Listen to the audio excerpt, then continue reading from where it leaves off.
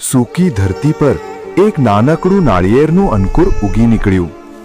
તીવ્ર ધૂપ અને ગરમ પવનથી તેની નાજુક પાંદડીઓ મૂંઝાવા લાગી. એ સમયે એક ઊંટ રોજ પોતાની પીઠ પર પાણી લાવીને અંકુરની જડોમાં ઢોળવા લાગ્યો. ધીમે ધીમે એ નાનું અંકુર મોટું બની મજબૂત નાળિયેરનું વૃક્ષ બની ગયું.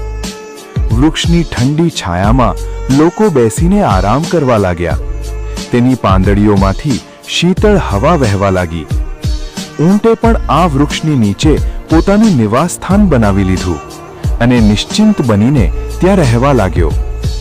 પણ એક દિવસ ભયંકર તોફાન આવ્યું અને મોટું નાળિયેરનું વૃક્ષ જમીન પર પડી ગયું. ઊંટનો આશ્રય નાશ પામ્યો અને તે ખૂબ ઉદાસ થઈ ગયો. થોડા દિવસો બાદ ફરી ત્યાંથી નવું અંકુર ઉગી નીકળ્યું.